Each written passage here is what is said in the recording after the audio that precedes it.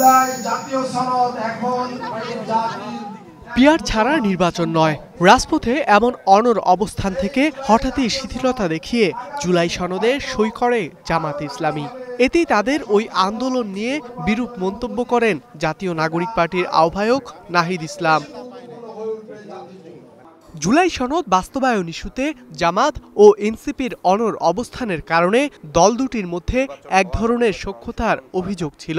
তবে এনসিপি নেতাদের সাম্প্রতিক অবস্থান বলছে ভিন্ন কথা। জামাত আজকে স্ট্রিক্টলি রাজনৈতিকভাবে কমিটমেন্ট হয়ে বলে যে না, আমি এই আন্দোলন সফল করে ছাড়বো, তাহলে সেটাকে আপনি তার রাজনৈতিক কমিটমেন্ট, রাজনৈতিক জায়গা থেকে আপনি তার আন্দোলনকে সাপোর্ট করতে পারেন।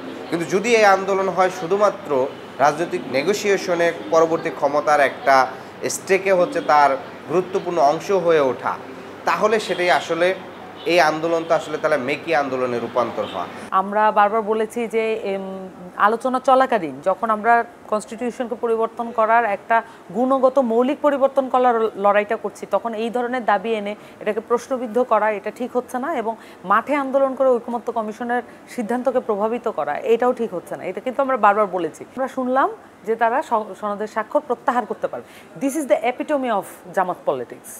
এনসিপি নেতাদের অভিযোগ, ঐকমত্য কমিশনের আলোচনায় বারবার দলীয় স্বার্থকে প্রাধান্য দিয়ে রাজনৈতিক সংকীর্ণতার পরিচয়ও দিয়েছে জামাত।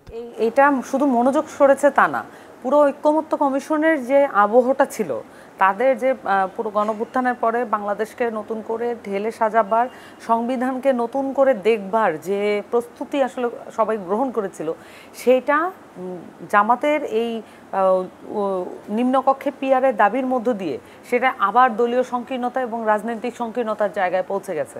যেই তিনটা দাবিতে অধিকাংশ দল একমত, সেইটাকে ফোকাস না হয়ে আপনার ফোকাসটা এখন হয়ে গেছে কি ফুল পিয়ার আন্দোলন। আমার কাছে যেটি মনে হচ্ছে যে এই যে ধরেন আগামীর রাজনীতির যে ক্ষমতার ভর কেন্দ্র, সেই ভর কেন্দ্রে বিএনপি এবং জামাত মানে তাদের ভিতর এক ধরনের রাজনৈতিক নেগোসিয়েশনের চেষ্টা হচ্ছে, যেটার মাধ্যমে আপনি সেই নেগোসিয়েশনের ভিত্তিতে মূলত তারা এখানে গিয়ে স্বাক্ষর করেছে।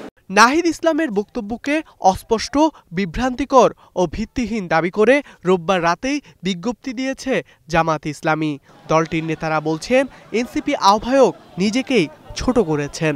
উনি আসলে নিজেই একটা বিভ্রান্তিকর তথ্য দিয়েছেন, এবং ওনার জায়গা থেকে তরুণ প্রজন্মের একজন লোক হিসাবে উনি নিজেকে আন্ডারমাইন্ড করেছেন, জামাতকে বুঝতে পারেন না। ও যদি সমালোচনা করে আর গালি দেয়, আল্লাহ বলছেন যে তোমরা গালির জবাবে গালি দিবা না, ইদফা বিল্লাতি হিয়া আহসান, মন্দের জবাবে ভালো দিবা। ধ্রুব ইকরামুল, স্টার নিউজ, ঢাকা।